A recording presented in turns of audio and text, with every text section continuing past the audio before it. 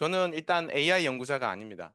근데 AI와 관련된 제가 한 일이 AI와 밀접한 관련을 가질 것 같고, 그거 어떤 식으로 관련이 되는지, 그리고 이게 AI의 안전성하고 어떻게 연관이 되는지 그런 이야기를 그냥 거의 썰 풀듯이 그냥 일반인 다 이해할 수 있게 테크니컬한 거 전혀 없이 이렇게 이야기해 볼까 합니다. 예. 우선 말씀하신 대로 제가 조금 배경을 말씀드려야 되는데, 왜냐하면 제가 AI 연구자가 아닌데 여기서 왜 이야기하고 있냐 이런 생각이 들 수도 있어가지고, 저는 그냥 정의를 하자면 수학자라고, 뭐 어느 정도 세미 수학자라고 볼 수도 있고요. 그다음에 컴퓨터 공학자는 이제 뭐 프로페셔널 하다고 볼 수 있고요. 그렇습니다. 그래서 아까 말씀하신 대로 이거 일단 말씀드린 이유가, 제가 저는 이제 AI를 수학을 얼마나 하는지 사용자로서의 이제 의견을 말씀드릴 건데, 그래서 누가 수학을 얼마나 해봤냐 약간 그런 생각을 하실 것 같아서 제가 조금 해봤다 수학을. 그래도 그래서 이제 올림피아드 그때 그 미리암 그 필드 메달 받으신 분 본 기억이 나요. 뭔가 금메달 이제 그때 몇 명 봤는데, 이 부룩한지 뭐 히잡인지 쓰고 이렇게 올라가서 받았던 그 인상이 남았었거든요. 그분이 나중에 인류 최초 여자 필드 메달리스트가 되셨죠. 그래서 그때 같이 있었습니다. 어쨌든 아까 말씀하신 대로고요. 그래서 제가 이제 하는 분야는 소프트웨어가 올바르다는 걸, 오류가 없다는 것을 엄밀하게 검증하는 그런 연구를 하고 있습니다. 근데 이게 나중에 AI와 안전성과 어떻게 연결되는지 오늘 이제 좀 이야기를 하겠습니다. 그래서 우선은 첫 번째 파트 세 개인데, 첫 번째는 제가 AI가 얼마나 논리적일까, 얼마나 수학을 잘할까, 얼마나 사람만큼 논리적으로 생각할까, 이거에 항상 관심이 있었어요, 저는요. 그래서 튜링 테스트를 할 때도 뭐 일반 튜링 테스트가 아니라 저는 나름 논리적인 질문하고 논리적인 문제를 내보고, 아니면 존재하지 않는 논리적인 문제를 만들어 가지고 얘한테 푸는지 시켜보고, 이런 걸 이제 나름 해봤었거든요. 그래서 제가 항상 관심이 있었는데, 사용자로서 제가 연구한 건 아니고요. 그래서 처음에 이제 뭐 챗GPT하고 클로드를 막 쓸 때, 사실 이게 1년 전이죠. 1년도 안 됐죠. 작년 중반까지만 해도 얘가 영어 천재, 저는 글쓰기 천재 그런 느낌 확실히 들었어요. 저희가 뭐 영어 할 때 이걸 쓰고 영어 영작하거나 뭐 수정해달라고 하면 너무 잘하니까 거의 인간의 상위 1% 이내라는 느낌이 들었습니다. 그래서 엄청나게 잘하는데, 수학은 젬병이구나 이런 생각을 했어요. 왜냐하면 막 랜덤 시퀀스를 주고 1, 0, 2, 3, 5, 7, 1, 1 해갖고 1의 개수를 세보라고 그러면 못 세요. 그래서 이때까지 LLM만 해도 1 개수도 못 세는 바보였어요, 수학적으로는. 근데 글은 되게 잘 쓰고 하는데. 그래서 수업 시간에 이런 얘기 했어요. 우리 아직 먹고 살만하다, 우리는. 뭐 글은 잘 쓰고 그런 거 다 잘하는데, 수학은 아직 못하니까. 근데 언젠가 될 것 같다. 제발 우리 죽기 전에, 죽을 때좀 됐으면 좋겠다, 이런 희망사항이 있었는데, 뭐 1년도 안 됐죠. 이미 깨졌습니다. 그래서 그 다음에 이제 제가 경험한 이야기 좀 드리면, 이제 챗GPT 5원이라는 게 나왔다는 거 2014년 중반에 나왔다고 해서 제가 빌려서 한번 써봤어요. 근데 생각보다 일계수 잘 세는 거예요. 그 다음에 문제를 어려운 걸 내봐도 좀 잘 푸는 거, 얘가. 그래가지고 어떻게 된 거지? 이거 수학 잘 못했는데 해가지고 이제 제가 나름 막 테스트를 했어요, 열심히. 어려운 문제 내고 하니까 좀 푸는데, 변형해서 내니까 답을 택도 없는 걸 내는 거예요. 증명이랍시고 뭐 말도 안 되는 걸 내놓은 거예요. 그래서 제가 그때 딱 생각을 했죠. 그때는 이렇게 생각했습니다. 역시 대치동식 암기식 수학을 하는 거구나. 유형별로 다 외워가지고 하다가 같은 유형처럼 보이는데 좀 바꿔가지고 내면 그 문제 이해도 못하고 자기가 왜 틀린지도 모르고 막 헛소리 하는구나, 이렇게 생각을 했어요. 이때 챗GPT 5원을 쓸 때. 왜냐하면 얘가 답만 딱 내놓는 거예요. 풀이 과정 안 보여주고 답만 내놓으니까 저는 그렇게 생각을 했습니다. 그래서 나름 저의 논리적 튜링 테스트 만들어 테스트했고, 레벨 뭐 2도 통과 못했어, 이렇게 생각을 했었거든요. 근데 이제 그 생각이 깨진 게, 사실 요 사이에, 요 2025년 초반 딥식 쓰기 전에 제가 학회에서 이제 마이크로소프트에서 이런 연구하시는 분 만나서 이제 이야기해 보니까, 오픈 AI 사람들이 어 올해 막 2025년 말까지 그 아까 말한 IMO 국제 수학 올림피아드에서 금메달 딸 수준의 AI를 만들 수 있을 것 같다고 이야기를 하더라. 그래서 제가 이런 말 했죠. 택- 택도 없는 소리다 그거. 그 사람들이 아예 문제 풀어보기나 했냐? 내가 풀어봐서 하는데, 그 사람들이 그 문제 수준을 몰라서 하는 소리다라고 이야기를 했습니다. 마치 바둑 기사들이 알파고 보기 전에, 야, 그 컴퓨터 해봐야 얼마나 하겠냐? 네가 바둑을 뭐 도봤냐? 그 개발자들이 바둑 도봤냐? 바둑도 모르는 사람들이 개발해가지고 뭔 바둑 기사를 이긴다 그 소리 하고 있냐라는 거의 똑같은 뉘앙스로 제가 이야기를 했습니다. 근데 딥식이 충격인 거는, 걔가 똑똑해서가 아니라 사고 과정을 다 보여주는 거예요. 그러니까 오원은 지금은 보여줄 겁니다. 지금은 사고 과정을 다 보여주는데, 이때만 해도 답만 딸랑 보였어요. 지 혼자 thinking 하면서 1분 동안 thinking이란 글자만 보여주고 아무 말도 안 하는 거예요. 그러니까 무슨 생각하는지 제가 알 수가 없죠. 근데 딥식은 그 시간 동안 계속 주절주절주절 자기 생각하는 걸 다 보여주니까 제가 이걸 보고 나니까 충격을 받았습니다. 딥식 아론을 이제 써보고 수학 문제를 줘보고 여러 가지를 줘보고 풀이 과정을 다 봤거든요. 그랬더니 첫 번째 좀 더 여기에 대해서 좀 더 이야기할 건데 한 가지는 이때 얘가 답을 헛소리를 한 이유를 알게 됐습니다. 걔가 몰라서 헛소리 한 게 아니고요. 얘 딥식이 하는 거 보니까 몇 분 동안 막 풀어요. 한 20가지 방식으로 뭐 온갖 방법을 다 트라이 해보더니 결국에 시간이 다 됐는데 아직 답은 못 찾겠고 에이 아무거나 써서 내야 되겠다 하면서 내더라고요. 그러니까 백지를 내는 것보다는 뭐라도 써서 내야겠다고 결정해서 낸 거예요. 근데 그 말을 안 해주니까 저는 바보라고 생각했죠. 얘는 암기식이다. 이렇게 했는데 이걸 보니까 전혀 암기식이 아니고 완벽한 논리식이고 문제 외워서 푸는 거 전혀 아니고 하나도 안 외우고요. 사람이 생각하듯이 원리 제대로 이해해서 그 원리만 이용해서 완벽하게 수학을 하더라고요. 당연히 못 풀 수도 있죠. 어려운 문제는 시간이 다 돼서. 그러면 그냥 헛소리 하는 거예요. 그래서 지가 알면서 해요. 이거 찍어가지고 그냥 대충 이렇게 써서 줘야 되겠다. 시간이 없으니까. 그렇게 하면서, 그렇게 말하면서 내더라고요. 그래서 이제 생각을 본 것과 보기 전에는 이제 제 관점이 완전 바뀌었죠. 그래서 얘가 하는 수준이 지금 현재로도 상당히 높아요. 수학을 보면. 그래서 제가 원래는 좀 보여주려고 했는데 지금 컴퓨터 세팅이 안 돼가지고 그냥 제가 경험했던 걸 그냥 말로 말씀드리겠습니다.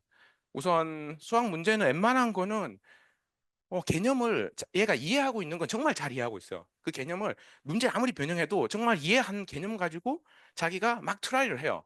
그러니까 외워서 푸는 게 절대 아니고 제가 이 문제를 봐도 그냥 이거 먼저 해보고 이거 해보고 안 되면 돌아와서 이거 하고 막 생각하겠다 싶은 거의 똑같은 과정으로 문제를 얘가 풀더라고요. 그래서 되게 잘 풀고 제가 평가하자면 서울대 학생 평균보다는 수학 문제 잘 푸는 것 같습니다.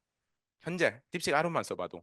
그래서 뭐 제가 이제 유튜브에서 좀 어려운 문제들 봐가지고 예를 들면 79년 서울대 본고사 문제 저도 이제 풀어보니 꽤 어렵더라고요. 근데 그거 내보니까 풀기도 푸는데 과정을 보니까 완벽해요. 그러니까 답을 딱 찾는 게 아니라 그냥 다 생각해 보는 거예요. 그래서 할 수 있는 거 다 생각해 보고 막 뭐 심지어는 이렇게 합니다. 하다가 아이디어가 없으면 막 값을 넣고 패턴을 찾아보려고 노력해요. 막 값을 넣어보고 패턴을 보더니 패턴 좀 나온 것 같은데 이걸로 한번 해볼까 해서 계산을 막 해요. 그러다가 풀기도 하고 그러다 안 되면 뭔가 잘못됐는데 다른 생각 뭐 아이디어 없을까 막 혼자서 하다가 뭐 풀다가 아하 모먼트라고 그러잖아요. 지 혼자 아하를 몇 번 웨이트 하더니 돌아가서 풀고 아하 몇 번 하고 수십 번 하면서 푸는 과정이 사람하고 똑같아요. 그리고 기하 문제를 내봐도 기하도 어떻게 하냐면 직각 생각하니까 이게 원을 그리면 원주상에 있구나. 그럼 반원 위에 있고 각도가 이런데 이거는 이등변 생각하니까 각도가 이렇게 되고 막 푸는 거예요. 풀다가 잘 안 풀리니까 해석 기하로 해봐야 되겠다고 좌표 평면에 올려가지고 막 계산을 또 막 해요. 하다가 이래도 잘 안 풀리네. 아까 하던 대로 다시 해볼까 해가지고 가가지고 또 막 기하에서 또 막 하고 자기가 내가 혹시 생각 못 해본 뭐 공식이 없을까 뭐 혼자 주줄주줄 하면서 막 하는데 사람하고 똑같아요. 그래서 네, 엄청 잘합니다. 근데 이제 한 가지 단점도 발견했는데 얘가 자기가 이해를 이미 잘하고 있는 건 엄청 잘 응용을 해서 쓰는데 이해를 못하고 있는 걸 제가 힌트를 줘서 풀게 해봤거든요. 그러니까 문제를 못 푸는 거예요. 그래서 제가 거의 입에 떠넣어주듯이 힌트를 줬어요. 야, 이런 식으로 한번 해봐. 그러니까 그래 그렇게 해볼게 하더니 조금 하더니 금방 포기해요. 조금 하더니 잘 안 되네 돌아와서 내가 원래 하던 대로 해야지 하면서 계속 못하는. 그래서 그 다음에는 훨씬 더 그냥 처음에는 좀 힌트 줬어요. 그 다음에는 진짜 사람이 보면 거의 그냥 숟가락을 떠서 그냥 목구멍에 집어넣을 수준까지 써줬는데도 막 하다가 금방 포기하고 돌아와서 자기 하던 대로만 하려는 거예요. 그래서 느낀 게 뭔가 이 학습 과정에서 트레이닝 과정에서 학습한 거랑 내가 학습이 끝난 후에 이 프롬프트를 주는 거랑 뭐 좀 다르구나. 얘가 원래 그러니까 지 스스로 터득한 거에 엄청 강한 바이어스가 있구나 하는 느낌이 있었는데 그거는 현재 상황이고요. 그러니까 이제는 저는 AI에 대해서 뭘 못한다는 이야기는 절대 안 할 생각입니다. 그건 지금 못할 수도 있죠. 근데 내년 되면 잘할 가능성이 크죠. 그래서 그러니까 그것도 당연히 학습을 하는 거에 따라서 잘 받아들이게 할 수 있을 것 같고 어쨌든 제가 느낀 거는 지능은 수학적 지능은 최소한 사람을 뛰어넘는 거나 아니면 사람의 1% 안에 이미 1% 안에 거의 뭐 1% 수준이고 1% 안에 들어가는 것도 완전 시간 문제다. 그리고 제가 아마존에 있는 또 한국 사람인데 그 이쪽 한 사람 걔도 이야기하는 게 이메일에서 저번에 얼마 전에 이메일에서 아마존에서도 지금 올해 내로 IM 근무자 나올 것 같다. 그렇게 예측한다는 거예요. 그래서 그전 같으면 야 택도 없는 소리 하지 말했는데 지금은 그럴 수 있을 것 같아. 뭐 여기 하는 거 보니까 좀 더 학습하면 그 정도 갈 수 있겠다라는 이제 느낌이 들었습니다. 그래서 음 시간이 제가 시간 분배 오케이. 그래서 제 결론은 이미 AI는 거의 모든 분야에서 웬만한 사람보다 똑똑하다가 제가 느끼는 생각이고요. 그러니까 저는 AI 연구자가 아닙니다. 그냥 사용자로서 하는 걸 보니까 이미 똑똑하고 시간 조금만 지나면 거의 뭐 웬만 거의 이제 웬만한 사람이 아니라 진짜 똑똑한 사람보다 똑똑하다가 될 것 같다는 이제 개인적으로 그런 생각은 들었습니다. 현재 제가 사용해 본 걸로. 그래서 이제 이게 현재까지 첫 번째 파트. 그러니까 얘가 진짜 똑똑하고 어디까지 갈지 모르겠다. 잠깐 시간 제가 뭐 빨리 끝내고 우리 뭐 빨리 브레이크 해도 되는 거죠? 저 사실 뭐 1시간 발표를 제가 꽉 채울 준비한 게 아니고요. 한 30분 정도 아마 이야기할 것 같습니다. 벌써 파트 2가 돼가지고. 어, 파트 2는 그럼 이제 똑똑한 AI를 가정을 하고요. 저는 이미 똑똑하다 보니까 앞으로 더 똑똑해질 거고. 그럼 똑똑한 AI 괜찮냐? 이대로 둬도 되냐? 이 똑똑한 AI 그대로 그냥 둬도 되냐? 이제 이 질문이잖아요. 이 질문을 제가 이제 개인적으로도 하고 이제 생각하는 문제인데, 한 생각해 봅시다. 똑똑한 AI. 똑똑한 휴머노이드가 나왔다고 쳐요. 그래서 이제 저희 집에 뒀습니다. 일도 잘하고 힘도 세고 뭐 그냥 짐도 뭐 엄청 무거운 것도 막 옮기고 다 잘해요. 근데 어느 날 요리를 하다가 갑자기 칼을 든 채로 나한테 걸어온다고 쳐요. 뚜벅뚜벅 걸어 애가. 그 무슨 생각이 들까요? 아예 똑똑하니까 절대로 나를 해칠 리가 없지. 마음 편해. 그럴까요? 아니면 왜 오지? 얘 나한테 와야지 이런 생각이 들까요? 그 만일에 제가 뭐 이거 개발자가 제 친구라고 칠게요. 개발자한테 전화해서 야, 얘 나한테 그러는데 어떻게 해? 하면 개발자는 빨리 도망가 이러겠죠. 자기도 이해를 못하니까. 그러니까 개발자도 이해 못하고 누구도 이해 못하는 지능적인 존재가 됐거든요.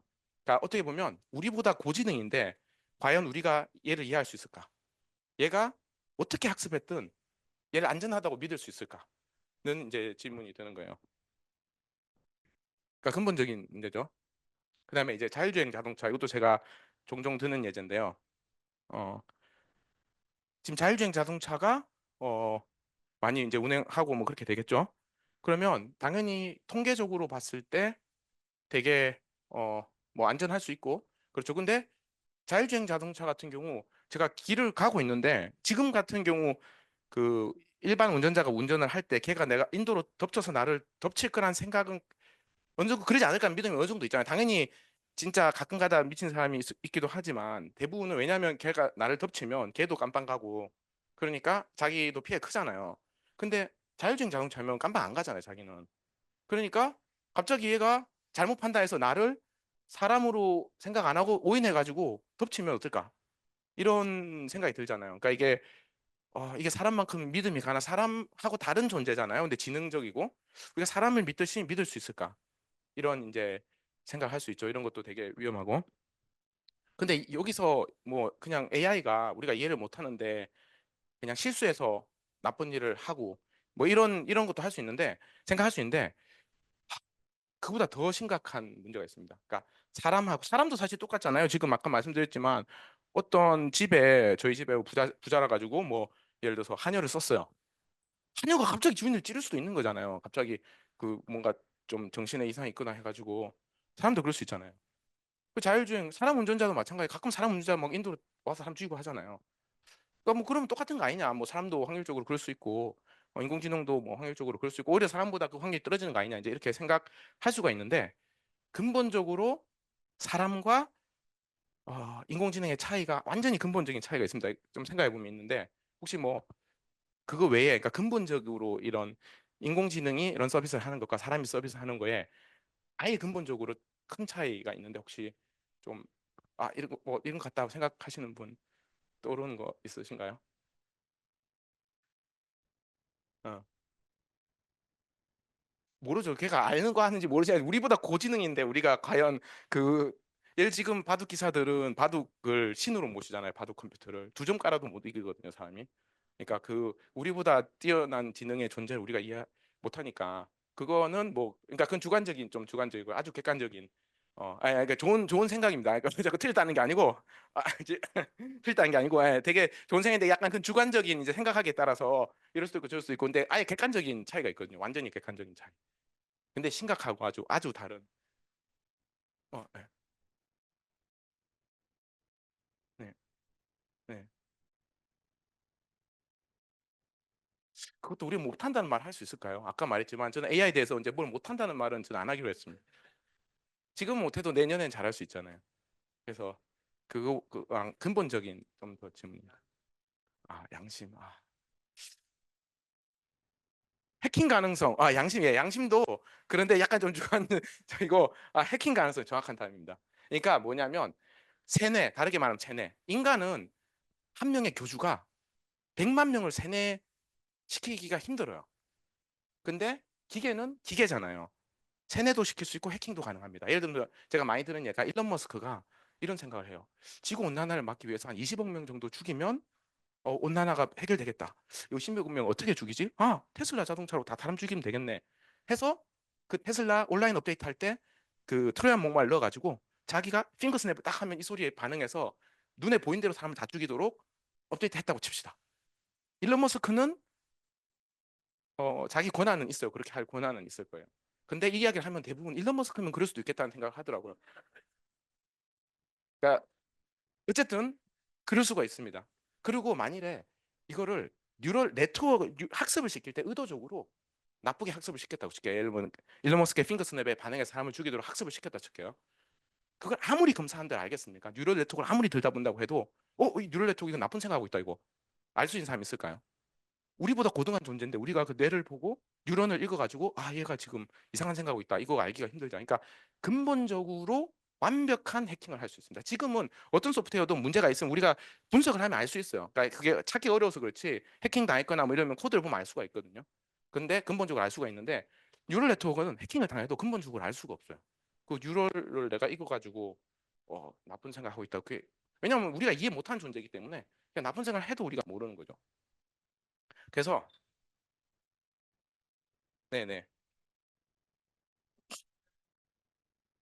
그렇게 통제할 수 있다라고 말씀하시는 것도 때문에 나쁘게 활용할 수도 있지만 네.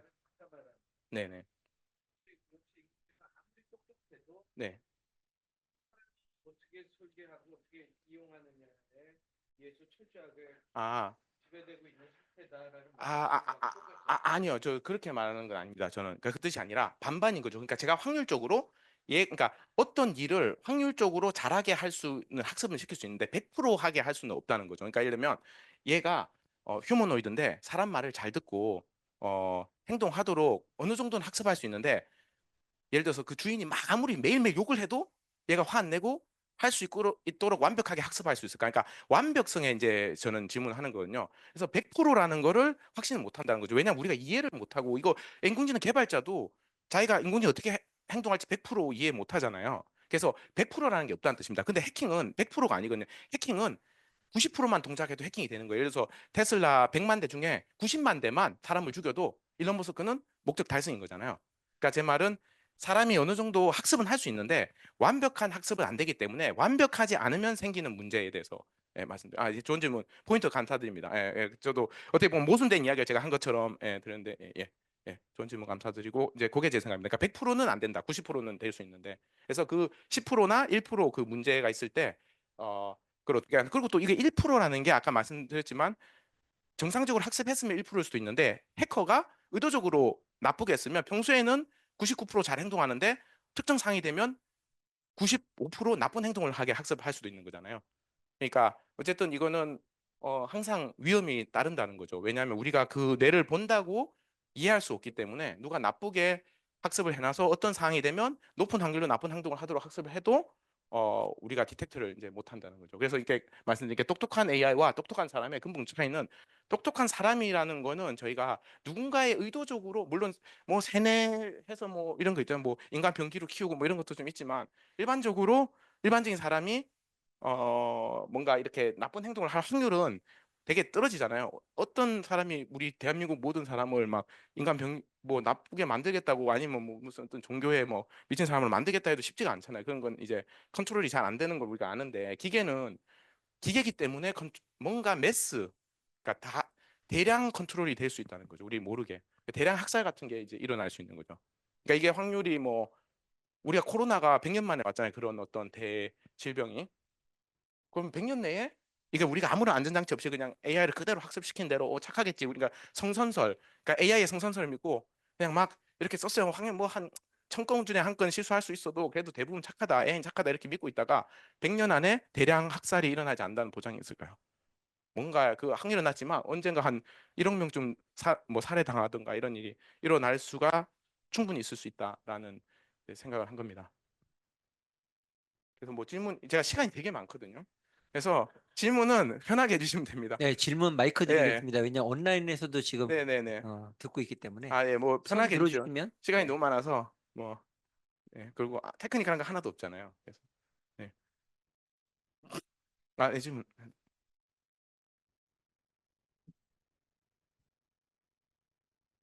말씀하신 것만 듣는다면은 네, 사실 이제 인지의 지연의 느낌이 되게 강하게 들거든요. 사람을 이제 세뇌하는데 시간이 더 오랫동안 들지만 네, 이제 이걸 바꾸기도 더 오랫동안 든다.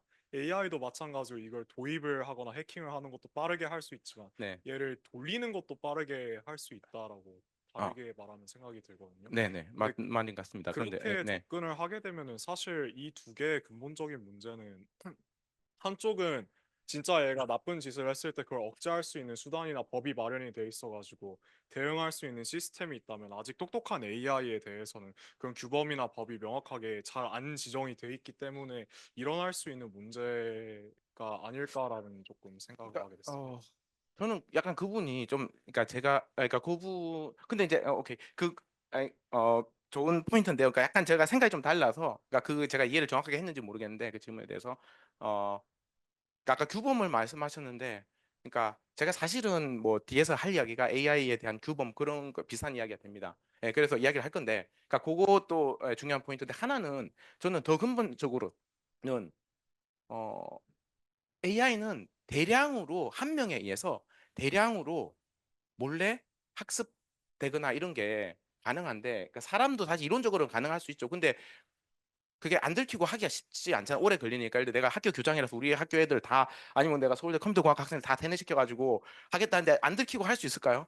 애들 몰래 불러가지고 막 속삭이고 뭐 이렇게 쉽지 않은데 기계는 안 들키고 하기가 쉬워요. 학습할 때 눈에 보이는 것도 아니고 막 학습하는데 사람이 보면 얘 이상하게 학습할 때 보이는 것도 아니잖아요. 그러니까 몰래 대량으로 빠르게 세뇌가 된다는 거죠.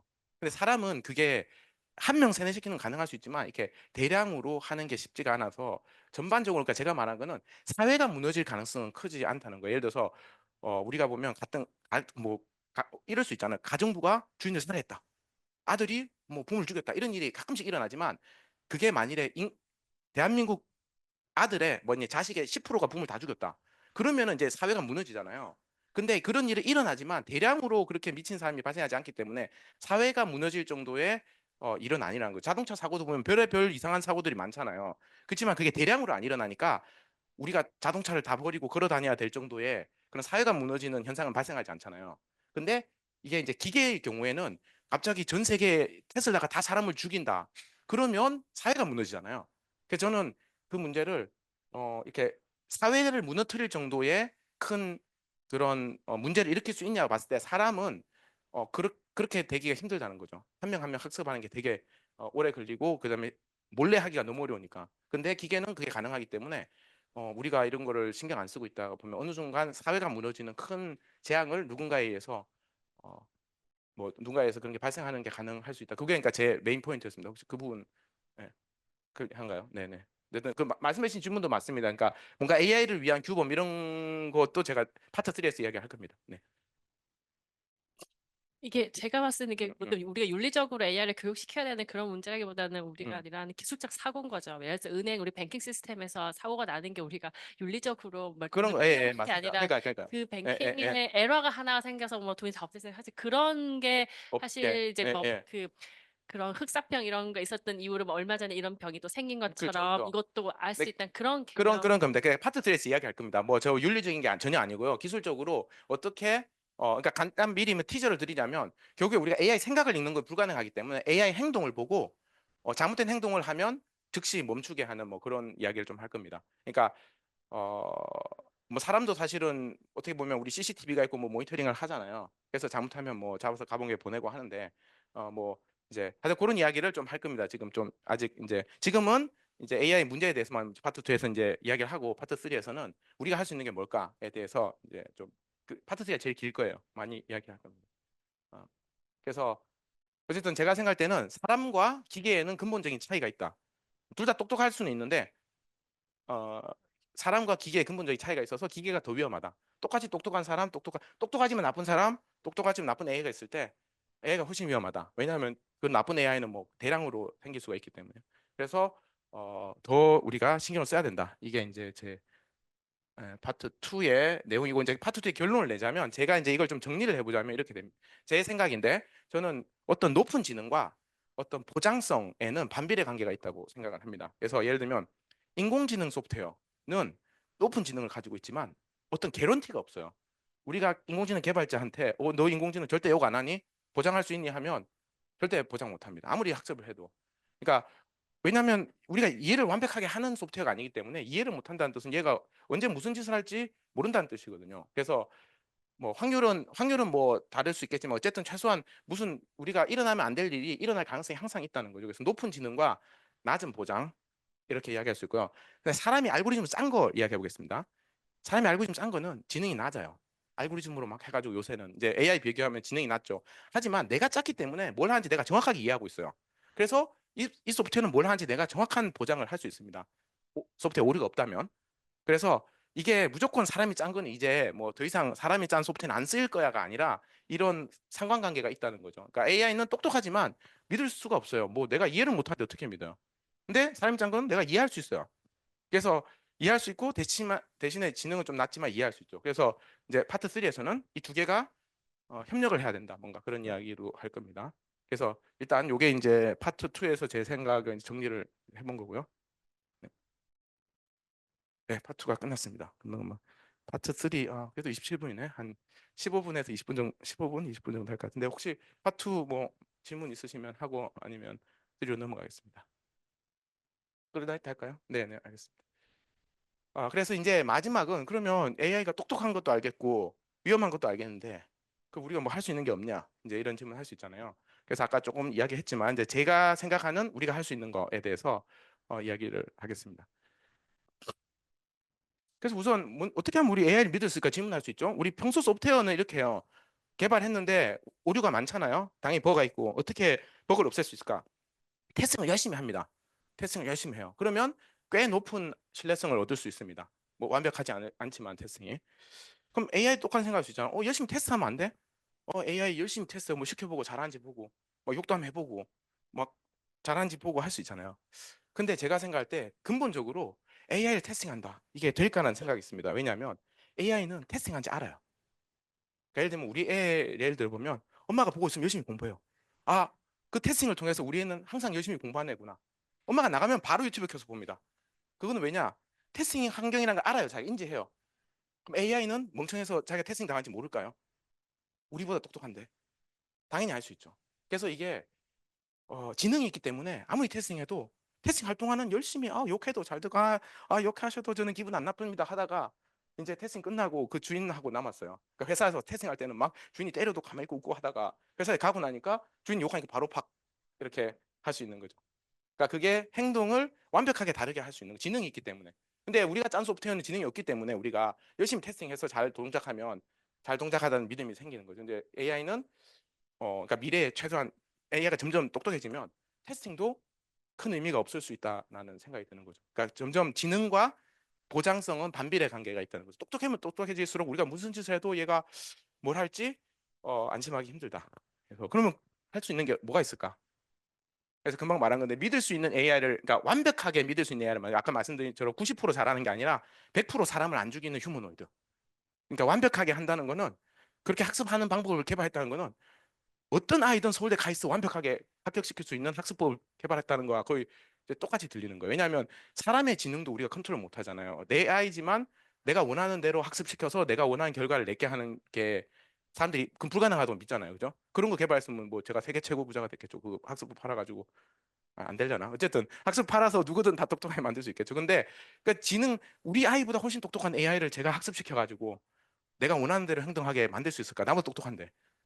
과연 가능할까? 그러니까 저는 근본적으로 당연히 학습을 잘해서 충분히 높은 확률로 행동을 잘하는 건 만들 수 있는데, 100% 우리가 완벽하게 얘는 절대 나쁜 일 안 해, 절대 세뇌 안 당했어, 뭐 그런 완벽함을 만드는 학습법은, 그러니까 개인적으로는 근본적으로 불가능하지 않을까, 이제 이런 생각을 합니다. 그래서 이렇게 당연히 이 방향으로 연구를 하는 게 당연히 아주 중요하고, 왜냐하면 90%잘 행동하는 것보다 95%잘 행동하는 게 더 좋고 99%잘 행동하는 게 훨씬 좋으니까 이 방향으로 연구하는 게 당연히 중요하지만 그 방향으로 완벽한 솔루션을 찾을 수 있다고는 이제 생각이 안 들어서 다른 방향으로 다른 정도의 완벽함을 찾을 수 있지 않을까. 그래서 이제 그런 이야기를 해볼까 합니다. 그래서 이거 그거에 대해서 아까 말했던 좀 아이디어를 갖고 오는 건데 여기서 보시면 인공지능은 높은 지능이지만 보장성이 낮지만 사람이 작성한 소프트웨어는 지능은 낮지만 지능은 낮지만 높은 보장을 줄 수 있다는 거죠. 여기서 이제 힌트를 좀 얻으려고 하는 건데요. 사람이 짠 소프트웨어는 높은 보장을 준다. 이걸 좀 이용하면 이런 게 가능하지 않을까 싶습니다. 예를 들어서 휴머노이드가 있어요. 근데 아까 말했던 문제가 있을 수 있죠. 그러면 저는 이제 어떤 생각하냐면 휴머노이드의 생각을 읽는 건 불가능하니까 행동을 읽자. 그래서 휴머노이드 등에 모니터를 달아요. 근데 손이 안 닿는데 그래서 못 되게. 그러면 이제 등에 있는 모니터는 이 센서 데이터로 휴머노이드의 모든 행동을 읽습니다. 그럼 예를 들면 이런 룰을 정할 수 있잖아요. 그러니까 그 모니터는 사람이 짠 거예요. 사람이 룰을 주는 거예요. 아까 말한 규범 같이 룰을 주는 건데 휴머노이드가 사람과 가까이 오면 가까이 올수록 행동이 느려져야 된다는 룰을 줘요. 그래서 나한테 가까이 오면 아주 천천히 움직여야 돼요. 맞아도 안 아플 정도로. 멀리 있으면 빨리 움직일 수 있죠. 그래서 그 룰을 적용해서 만일에 그 룰을 어기면 바로 꺼버리는 거예요. 0.1초 만에 꺼버리는 거예요. 그러면 어떤 보장이 생기냐면 휴머노이드는 사람을 다치게 때릴 수 없다는 보장이 생기잖아요. 왜냐하면 모니터는 사람이 짰어요. 룰이 정확하게 있고 센서 데이터 다 읽어서 다 수학적 계산해서 얘 움직임 속도 뭐 이런 거 다 계산하고 사람과의 거리 다 계산해서 가까이 오면 가까이 올수록 느리게 행동해야 된다. 예를 들면 이런 룰을 주면 한 가지 보장이 생기잖아요. 완벽한 보장은 아니에요. 얘가 절대로 뭐 말을 잘 듣는다 이런 보장은 아니지만 최소한 내가 다치지 않겠다는 보장은 생기는 거잖아요. 그러니까 한 가지 보장은 확실하게 생기는 거죠. 확실하게. 왜냐하면 사람이 짠 프로그램이니까. 그래서 그렇게 하면 휴머노이드를 우리 집에 들일 수 있지 않을까. 뭐 얘가 하다가 실수하고 뭐 하다가 떨어뜨리고 뭐 옮기다가 떨어뜨리고 그런 실수는 할 수도 있겠죠. 근데 그것 따고 내가 죽는 거 아니니까. 최소한 나는 죽기 싫다. 내가 자고 있는데 와서 목줄을 어떡할 거예요. 힘이 엄청나게 세기 때문에 걔는 한 방만 쳐도 바로 즉사할 수 있습니다. 엄청나게 힘이 세기 때문에요. 그래서 그러니까 이게 예를 든 거예요. 그냥 이런 식으로 상상을 해보는 거죠. 그러면 사람이 짠 프로그램을 모니터로, 그러니까 아까 말한 규범 같은 거죠. 규범을 인포스하는 거를 룰을 사람이 만들고 사람이 만들었기 때문에 우리는 이해할 수 있고 그거를 인포스함으로 해서 인공지능이 무슨 짓을 해도 최소한 어떤 보장은 생긴다. 그런 거죠. 자율주행 자동차는 마찬가지입니다. 자율주행 자동차에도 모니터를 다는 거예요. 근데 모니터끼리는 이제 우리가 믿을 수 있는 사람이 작성한 소프트웨어고요. 어떻게 믿을 수 있는지는 또 뒤에 더 이야기를 할 겁니다. 근데 어쨌든 믿을 수 있는 소프트웨어를 달고 또 모니터끼리는 통신을 해요. 그러면서 이제 자율주행자동차가 나쁜 행동을 하면 멈춘다. 이제 이렇게 생각할 수 있는데 이 이야기를 하면 사람들이 뭐 이런 질문을 해요. 그 모니터 만드는 게 쉽냐? 모니터 만드는 것도 사실 되게 어려워요. 왜냐하면 그 룰이라는 걸 되게 잘 정해야 되거든요. 완벽한 룰을 정하기가 힘들기 때문에. 그래서 뭐 이제 그 룰을 연구하는 것도 당연히 되게 중요한 연구 분야라고 생각합니다. 그래서 뭐 완벽한 룰은 힘들지만 그래도 어느 정도 안전. 예를 들면 제가 자율주행 자동차에 룰을 좀 예를 들어 보면 사람들이 이런 이야기 하더라고요. 뭐 예를 들면 얘가 교통 규범을 이 모니터가 실시간으로 보면서 어떤 규범을 어기면 자동차를 멈춰. 그거는 가능한데 그러면 예를 들면 예외 상황이 생겨서 규범을 어기면 어떡하냐? 갑자기 사람이 뛰어들어서 중앙선을 넘어야 돼. 그런 상황이 생겼을 때 모니터가 어떻게 판단하냐? 지능도 낮은 애가 얘가 거짓말하는지 아닌지 어떻게 판단하냐? 이런 질문 할 수 있잖아요. 그랬을 때 제가 한 가지 생각한 거는 그렇게 완벽하게는 못하지만 이런 거는 생각해 볼 수 있잖아요. 예를 들면 기본적으로 모니터는 지능이 낮으니까 그 AI가 예외 상황이라면 무조건 억셉트 해줘요. 오케이, 너 예외라니까 중앙선 넘어. 이런 얘기는 할 수 있는데 모니터끼리 통신을 할 수 있잖아요. 갑자기 수십 대 자동차가 사람이 뛰어들어서 걔가 앞에 뛰어들었어. 사람이 뛰어들었어. 동시다발적으로 이야기를 했다. 그러면 통계적으로 이상하잖아요. 그럼 일단 다 멈추고 보는 거예요. 그래서 일론 머스크가 1억 명을 죽이려고 테슬라를 동시에 사람 죽여 했는데 모니터가 디텍트해서 갑자기 이렇게 많은 차가 동시에 이런 익셉션이 발생할 확률은 거의 0%니까 다 멈춰 해버리면 이제 일론 머스크는 바로 감방에 가겠죠. 그래서 그런 어떤 통계적으로 접근 그러면은 한 대 한 대 사고 나는 건 못 막을 수도 있어요. 한 대가 독립적으로 사고 나는 건 못 막을 수 있는데 대량으로 누군가 의도적으로 사고를 일으켜서 이 사회를 무너뜨리고자 하는 거는 막을 수도 있잖아요. 그 간단한 룰로.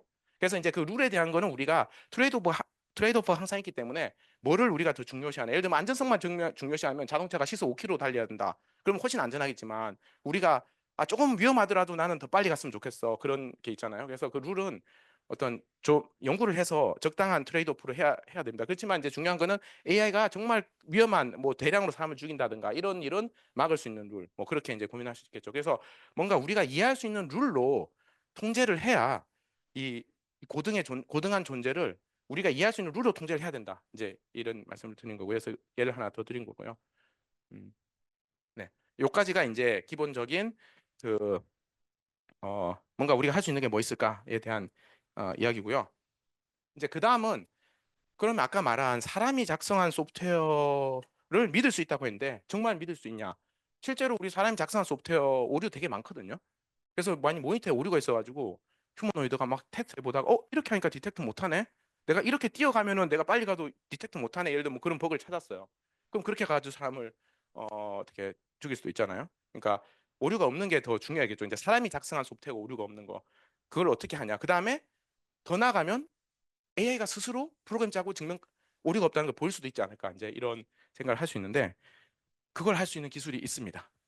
할 수 있는 기술이 있고 그거에 대해서 이제 좀 이야기를 할 겁니다. 이게 이제 저희가 하고 있는 연구 분야인데요.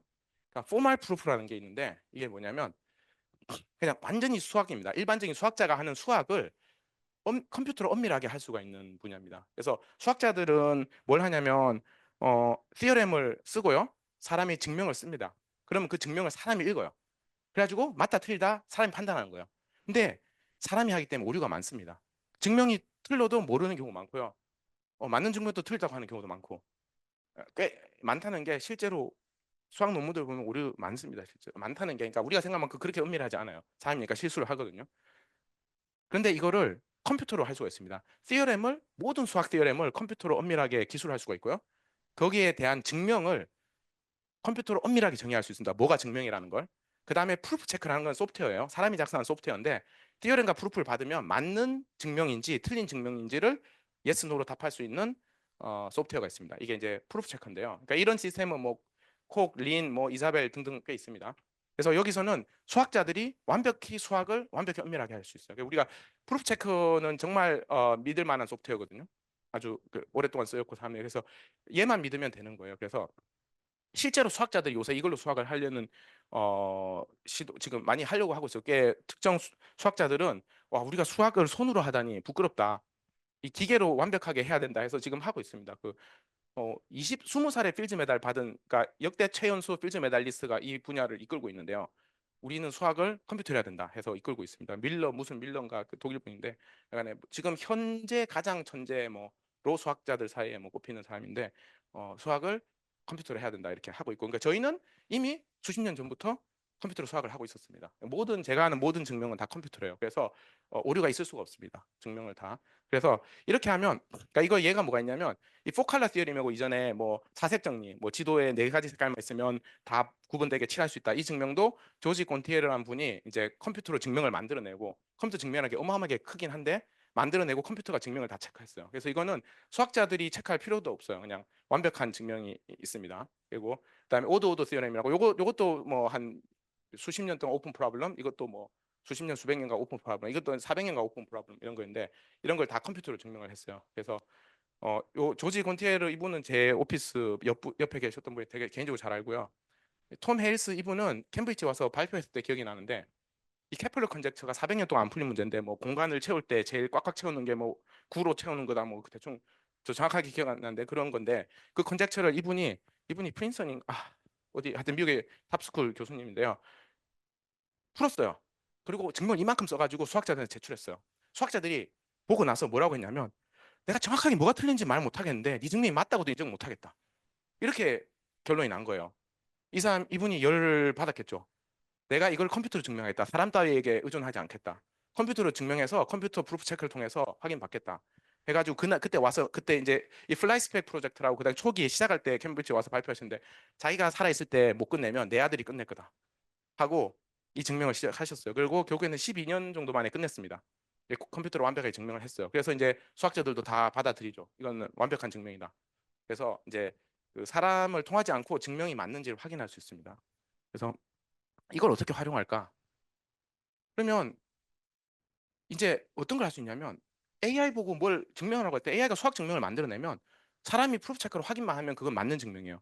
그러니까 AI가 뭔가를 했을 때 그걸 자기가 그러니까 어떤 포멀한 수학적으로 스테이트 가능한 일을 했을 때 그 증명을 AI가 스스로 만들어내면 사람이 작성한 프루프 체크로 증명만 확인하면 AI를 이제 뭐 얘가 나쁜 생각하는지 착한 생각하는지 생각할 필요가 없어요. 최소한 AI가 한 그 일은 사실입니다. 프루프 체크로 통했기 때문에. 근데 그 전까지 문제는 이 증명이 어려웠어요. 증명은 사람만이 할 수 있고 너무 어려운 거예요. 왜냐하면 어려운 스테이트먼트를 증명하는 거는 사실 뭐 사람 수학적으로 똑똑한 사람이 어떤 직관을 가지고 뭐 엄청 어렵게 해야 되는 건데 제가 느낀 거는 앞에 첫 번째 말씀드렸죠. AI가 똑똑하다. 아, 사람이 한 수학 증명 충분히 하고 남겠다. 이제 이런 생각이 든 거예요. 그러면 걔한테 증명을 손으로 영어로 써서 시키면 사람이 또 읽고 열심히 체크해야 되잖아요. 근데 포멀하게 증명을 시키면 그냥 프루프 체크만 돌리면 확인할 수가 있습니다. 그리고 이 프루프는 인터랙티브예요. 내가 프루프를 계속 만들고 있으면 프루프 체크가 틀릴 때마다 즉시 이유를 말해줍니다. 여기서 너 이 스텝에서 틀렸어 하고 이유를 말해줍니다. 사람도 실제 증명할 때 프루프 체크랑 그래서 이거를 프루프 어시스턴트라고 하거든. 인터랙티브 티어리 프루빙이라고 하는데 사람이 프루프 작성하면 기가 바로 즉시 틀린 부분에 말해주면 이해하고 여기 틀렸구나 하고 또 다시 고치고 이런 식으로 계속 인터랙티브하게 증명하거든요. 저도 개인적으로 수학 증명을 컴퓨터로 증명을 뭐 수만 줄 해본 사람이고 그래서 그냥 수학적인 사고를 잘하면 증명을 할 수 있습니다. 그러니까 수학자들이 증명 쓰듯이. 근데 이제 AI가 하겠다. AI가 충분히 똑똑해서 내가 하는 수학 증명 얘도 하겠다. 이제 그런 생각이 든 거죠. 그러면 AI가 뭔가를 증명할 수 있는 상황이 되는 거죠. 자기가 뭔가 한 거를 포멀하게 증명을 해요. AI도 억울할 거 아니에요. 나 분명히 착하게 했는데 사람이 날 안 믿어줘. 얼마나 억울하겠어요. 그때 그냥 수학 증명을 딱 주고 사람 프로 체크 통과시키면 얘가 한 건 사실이다라는 걸 받아들일 수 있는 거죠. 그래서 이걸 이용하면 어떤 게 가능하냐면 이제 포멀 소프트웨어 베리피케이션이라는 분야가 저거의 이제 세부 분야라고 볼 수 있는데 아까 여기서 이 프루프 체크는 티어렘과 프루프를 받으면 yes, no를 내는 거거든요. 근데 비슷하게 생각하면 우리가 뭘 할 수 있냐면 어떤 소프트웨어 코드가 있고 그 소프트웨어 스펙이 있어요. 그걸 받아들이고 그 다음에 그거의 증명이 있으면 이 프루프 체크는 yes, no라고 하는 게 포멀 소프트웨어 베리피케이션이라는 분야입니다. 소프트웨어 엄밀 검증.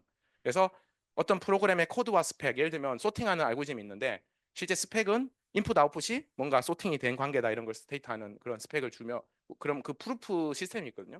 그 프루프를 작성하면 이 프루프 체크는 그게 맞는 증명인지 틀린 증명인지 완벽하게 체크할 수 있습니다. 그래서 이렇게 소프트웨어 검증을 하는 분야고 오랫동안 발전했고 지금 뭐 몇 세대 이제 기술이 발전했는데 네, 네 발전했습니다. 그리고 이걸 이용을 하면 이런 게 가능합니다.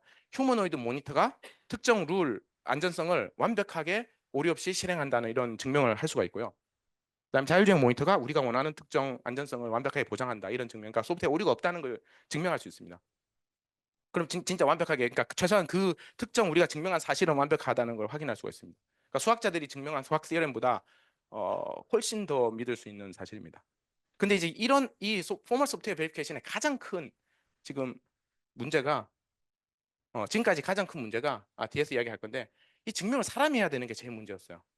그러니까 이 증명이 훨씬 어렵거든. 프로그램 짜는 것보다 증명하는 게 100배는 어렵습니다. 그래서 그 사람이 해야 되니까 너무 힘들었는데 제가 그 딥식을 써보고 느낀 건 근데 증명 AI가 다 하겠다.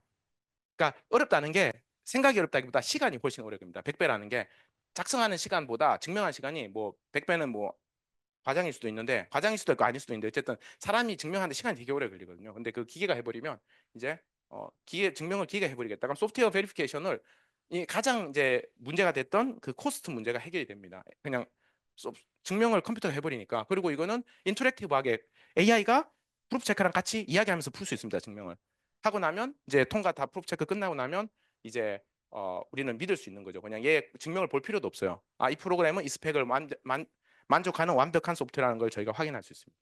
그래서 어려운 증명을 이제 AI 시킬 수 있는 거죠. 또 다르게는 사람이 스펙을 주면 AI가 코드 작성하고 지금은 뭘 하냐면 사람이 막 말로 이런 프로그램 짜라 그러면 코드 작성하는 걸 해요. 잘해요. 근데 앞으로는 그 스펙을 포멀하게 주고 코드 짜라 하면 코드도 짜고 이 코드가 이 스펙을 만족한 포멀 프루프도 AI가 동시에 내놓을 수 있습니다. 프로그램만 짜는 게 아니고 야 프로그램 짰으면 네 프로그램 옳다는 거 증명해 하면 AI가 할 수 있습니다. 왜냐하면 그만큼 똑똑해졌기 때문에. 그러니까 지금도 사실 사람이 프로그램 짜고 증명하는 거 이론적으로 가능한데 대부분의 개발자가 그걸 하고 있으면 회사에서 욕먹죠. 네 테스트만 열심히 해. 뭐 프루프 짠다고도 저 하루 동안 프로그램 짜고 한 달 동안 증명했습니다 하면 바로 잘리죠. 그래서 사람 이 프루프의 노동이 너무 많이 드는 게 문제인데 이제 AI가 똑똑해지면 이미 많이 똑똑했다고 생각하고 충분히 학습하면 이 정도 증명할 수 있다고 저는 확신이 듭니다. 지금. 그리고 만일에 이제 스펙도 AI가 작성했다면 사람은 스펙만 확인하면 됩니다. 증명 증명은 프루프 체크했기 때문에 볼 필요 없고 코드도 볼 필요 없습니다. 스펙만 사람이 확인하면 됩니다. 그래서 코드에 비해서 스펙은 훨씬 작은 양이기 때문에 사람이 확인하기도 쉬운 거죠. 이게 가능하고요. 그래서 이제 정리를 하자면 이 제가 보는 소프트웨어 엄밀 검증의 미래가 현재 현황입니다. 미래가 아니 현황은 소프트웨어 검증 이론 및 도구는 꽤 성숙돼 있어요. 그리고 사실 제 연구실이 세계 최고라고 할 수 있습니다. 이거는 뭐 자타공인 제 생각에. 그리고 3세대 검증 기술 저희가 개발했고 지금 도구 다 만들었거든요. 그리고 근데 여기서 아까 말씀드린 제일 큰 도전은 증명 자동화예요. 증명이 너무 사람이 똑똑한 사람을 갈아 넣어서 해야 되기 때문에 이게 문제였는데 이제 제가 딥식을 보고 느낀 건 AI가 하겠다. 그런 생각이 들었습니다. 그래서 이제 미래를 보면 어쨌든 우리가 급하게 해야 되는 게 AI를 통한 검증 자동화 빨리 해야 되고요. 그것만 되면 안전성이 중요한 소프트웨어는 검증이 다 가능합니다. AI가 증명하니까 이제 사람이 안 하니까 AI가 하니까 할 수 있고요. 그러면 제 생각에는 시장이 엄청나게 커질 거라고 생각합니다. 왜냐하면 안전성 중요한 소프트웨어는 국가에서 프루프가 있어야 인증을 해주거나 이런 식으로. 왜냐하면 지금도 사실 비행기에 들어간 소프트웨어의 3단계 이제 검증에 가면 포멀 베리피케이션도 있거든요. 근데 그거를 강제하지는 못해요. 너무 돈이 많이 들기 때문에. 거기는 그렇지만 이제 앞으로 AI가 증명을 하기 시작하면 이제 다 그냥 필수로 강제가 되는 거죠. 그러면 정말 웬만한 소프트웨어는 다 소프트웨어 검증이 들어가야 인증받고 KS 인증 같이 그렇게 될 것이고 특히나 AI를 위한 모니터.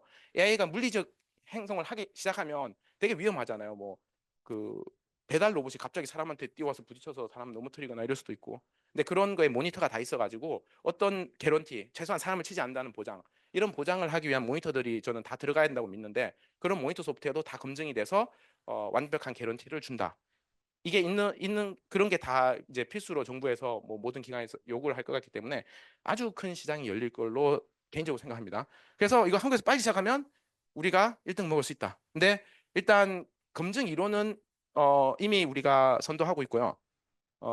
자동화 이게 지금 거의 이제 보면 아마존에서도 이런 거 하려고 하고 제가 아는 사람 들으면 그리고 마이크로소프트에 제 친구도 있는데 내부적으로 뭐 챗GPT 4로 해봤다는데 저는 4로는 안 될 것 같고 최소한 5원 체인 오브 소트 들어간 리즈닝이 들어간 애로 하면 잘 될 걸로 보는데 저희도 이거 빨리 해야 된다 이런 생각이 듭니다. 제 생각은 아이고 그래서 빨리 과제를 만들어서 이거 누가 해야 된다 이런 생각으로 이제 시간이 어떻게 됐나요? 네, 끝입니다. 딱 맞죠. 네, 여기까지입니다. 그래서 이게 제가 생각한 개인적인 AI와 뭐 안전성과 미래에 대한 얘기를 마치겠습니다.